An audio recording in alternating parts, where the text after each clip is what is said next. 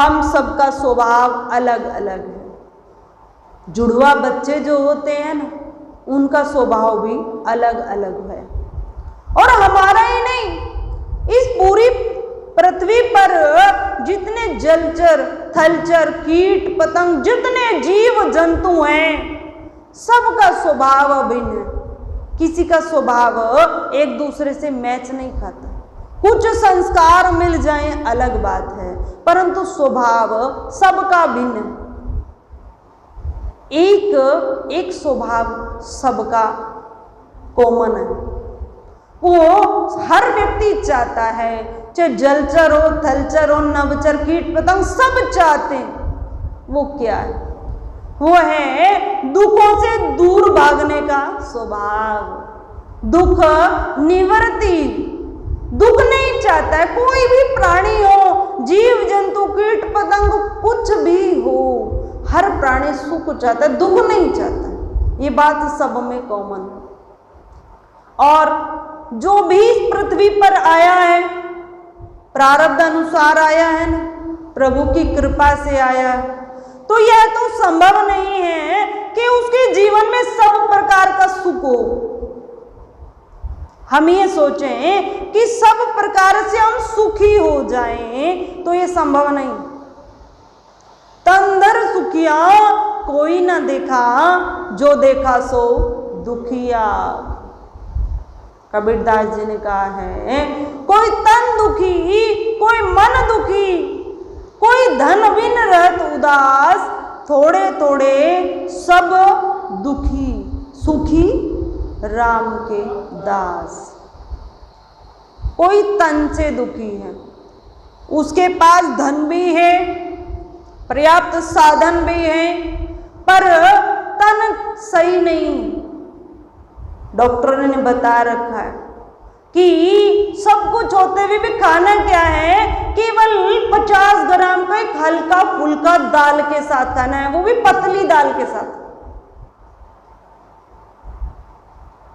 तो फिर क्या आनंद है? उसका तन सही नहीं, वह तन से बीमार है। कहते हैं साधु जी, यदि शरीर सही होता ना, मैं सारे तीर्थों का भ्रमण करता, सब जगह जाता, मेरा तो शरीर ही साथ नहीं देता। तो तन से दुखी है, समस्त साधन धन उसके पास है, और किसी के पास तन सही, शरीर स्वस्थ है, जाने की इच्छा भी है, उसके पास धन नहीं है कि मैं बच्चों का पालन पोषण करूं या फिर तीर्थों का भ्रमण करूं। मेरे लिए तो समस्त तीर्थ यही है, उसके पास धन नहीं। और किसी के पास तन भी स्वस्थ है, धन भी है, तो जाने की इच्छा नहीं है, और मन से वह दुखी। अमुक व्यक्ति इतना ऊंचा कैसे चला गया, उसके पास इतना धन कहां से आया, वो कंपटीशन में लगा है, वो मन से दुखी है। तो फिर सुखी कौन है? सुखी कौन?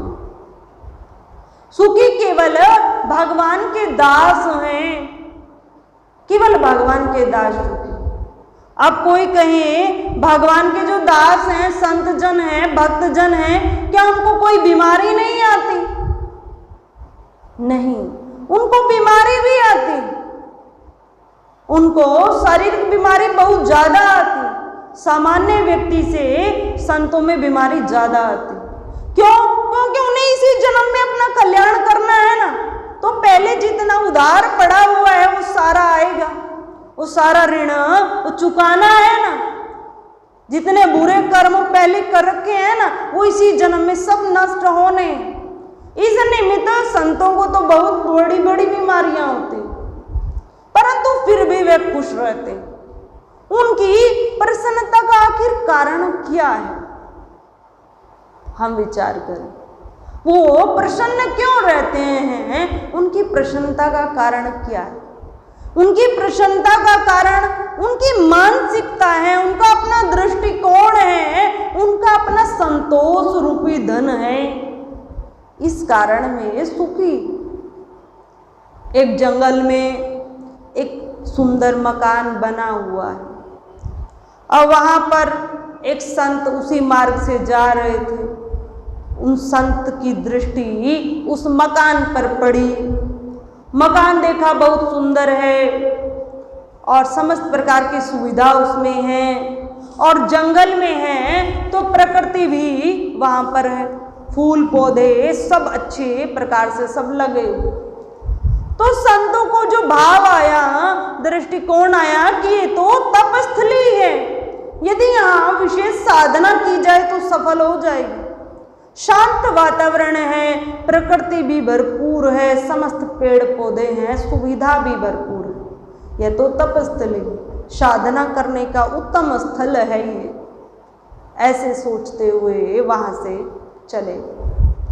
अब कुछ दिन बाद वहां पर एक व्यापारी आया। अब व्यापारी ने जब उस मकान को देखा सुंदर मकान है, प्रकृति भी भरपूर है, समस्त सुविधा है। यदि यहाँ मैंने किसी प्रकार की कुछ प्रकृति संबंधी फैक्ट्री यहाँ लगा दी, गत्ता बनाने निमित्त कोई फैक्ट्री मैंने यहाँ लगा दी तो अच्छा रहेगा, बिजनेस मेरा बढ़िया चलेगा, समस्त सुविधा भी रहेगी, प्रकृति भरपूर है, यदि मैंने यहाँ अपना कार्य किया तो अच्छा रहेगा। प्रकृति संबंधित व्यापारी था, उसने ये सोचा और सोचकर वहां से चला गया। अब वहां एक सामान्य व्यक्ति आया, उसने देखा स्थान अच्छा है, समस्त सुविधा है, प्रकृति है, तो कितना शांति प्रिय स्थान है, क्यों ना यहाँ 10 दिन 15 दिन परिवार के निमित्त, परिवार के सहित यहाँ आया जाए और प्रकृति का आनंद लिया जाए, यहाँ रहा जाए। तो हम विचार करें, वे मकान एक ही है, सुविधा बदली नहीं है, वही सुविधा पहले थी, वही बाद में, वही प्रकृति, परंतु क्या बदला? विचार बदल गया, दृष्टिकोण बदला। साधु वहां से आया तो उसने पाया ये तो तपस्थली, पूजा का विशेष अनुष्ठान यहाँ किया जा सकता है। व्यापारी आया तो उसने अपने व्यापार के निमित्त वहां सोचा। गृहस्थ जीवन से आया तो उसने प्रकृति का आनंद की व्यवस्था की चर्चा वहां की कि यहाँ कितना सुंदर भव्य वातावरण है, क्यों ना यहाँ कुछ समय रहा जाए। तो हम सबका अपना एक अलग दृष्टिकोण है, जैसे स्वभाव में अंतर है वैसे ही दृष्टिकोण में अंतर है, विचार में अंतर है, मानसिकता में अंतर है। हम अपना दृष्टिकोण जिस प्रकार रखते हैं, जैसा सोचते हैं, जैसी मानसिकता हम रखते हैं, उसी के अनुसार हम सुख और दुखी होते हैं। साधु संत कौन सी मानसिकता को अपनाते हैं?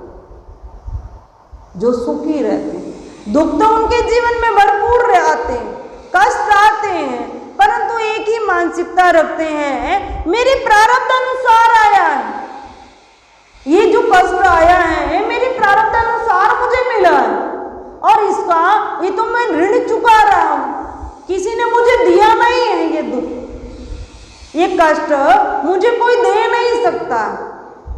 कोई चाहकर भी व्यक्ति किसी को कष्ट नहीं दे सकता। कष्ट हमें हमारा प्रारब्ध अनुसार हमें मिलते, और प्रारब्ध कोई ऊपर से तो कोई वस्तु उतर कर नहीं आएगी। हम सोचें दुख ऊपर से उतर कर आएगा, वह नहीं आएगा, वो किसके माध्यम से मिलेगा? हम सोचें कि दुख, कष्ट, समस्याएं हमें कैसे मिलेंगी? वो हमारे परिवारजन है ना, वही कष्ट स्वरूप बन जाएंगे, वही कष्ट हमें देंगे। सुख कैसे आएगा?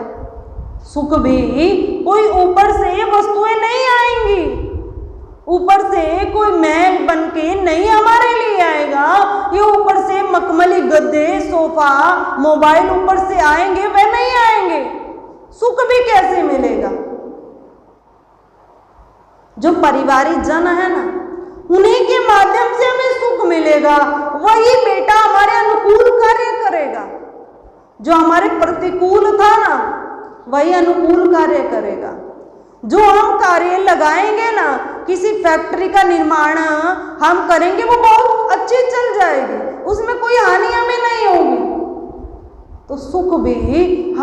अपने कर्मों का परिणाम है और दुख भी हमारे अपने कर्मों का परिणाम है। कोई चाहकर हमें सुख नहीं दे सकता और कोई चाहकर हमें दुख नहीं दे सकता, हमारा अपना प्रारब्ध है। अब प्रश्न उठता है कि दुखों से छुटकारा कैसे पाया जाए। दुख तो जीवन में है, मानसिकता, दृष्टिकोण, संतोष रूपी धन हम हृदय में भी रखें, फिर भी दुख है, तो दुखों से छुटकारा कैसे पाया जाए। भगवान की जिसने शरण ली है, भगवान का जिसने आश्रय लिया है, भगवान उसको एक ऐसी शक्ति देते हैं जिसको हम नॉर्मल भाषा में क्या बोलते हैं, विल पावर, आत्मबल, कि व्यक्ति सब कुछ खोकर भी ये कह देता है साध्वी जी मेरे हाथ पैर है ना, मैं सही हूं ना, चला गया तो क्या होगा, इन्हीं हाथों से कमाया था फिर से आ जाएगा। वह व्यक्ति क्यों ऐसा कह देता है? वो उसका आत्मबल देखा है, विल पावर कितनी उसकी बढ़ी हुई होती है, सब कुछ खोकर भी इतना वो आत्मबल रखता है। वो शक्ति किसकी होती है? वो परमात्मा की शक्ति होती है। संतोष रूपी धन उसके पास होता है। वो मिलता कहाँ से? कोई दुकान से वह नहीं मिलता, किसी दुकान से हम जाकर खरीदे वह नहीं मिलेगा, संसार में कहीं भी नहीं मिलेगा, वो प्रभु के चरणों में मिलेगा। भगवान से जिस दिन हमारी मनोवृत्ति जुड़ गई उस दिन हमें संतोष रूपी धन मिल जाएगा। जो पर्याप्त है ना, हम स्वतः ये कहेंगे जो हमें प्राप्त है बस वही हमारे लिए पर्याप्त है, हम उसी में खुश हैं। यही तो जीवन जीने की कला है जो हमें ये सब शास्त्र सब सिखाते हैं। यही जीवन जीने की कला है। भगवान अर्जुन को यही तो कह रहे हैं कि तुम अपने कर्म को कर, अपने कर्तव्य कर्म को कर, उसमें संकोच नहीं होना चाहिए। हम अपने कर्तव्य कर्म को करें। तेरा धर्म क्या है? क्षत्रिय है। और जो ये युद्ध हो रहा है ये क्या है? ये धर्म युद्ध है। हमने कौरवों की समस्त बात मानी ना, भगवान स्वयं कौरवों को समझाने गए थे। हम सोते तो विचार करें कि समझाने कौन गए? स्वयं भगवान कृष्ण दुर्योधन को समझाने गए थे। इस युद्ध को रोकने का प्रयत्न किया था कि दुर्योधन ठीक है, तुम राज्य चाहता है तो राज्य तुम्हारे पास रहे, परंतु पांडव लोग 5 भाई हैं, तुम केवल 5 गांव तो उनको दे दो, केवल 5 गांव, जिससे उनका जीवन निर्वाह जैसे होता रहे, 5 गांव उनको दे दो। जबकि पांडवों ने समस्त बातें कौरवों की मानी। 12 वर्ष वनवास भी रहा, 1 वर्ष अज्ञातवास भी रहा, समस्त कष्ट भोगे, उसके परिणाम स्वरूप भगवान स्वयं गए। परंतु दुर्योधन ने क्या कहा? हम सबको मालूम, सबको क्या कहा कि मैं बिना युद्ध के, एक सुई है ना, जो सुई के बराबर की भूमि होती है वह भी नहीं दूंगा, 5 गांव तो थोड़ा दूर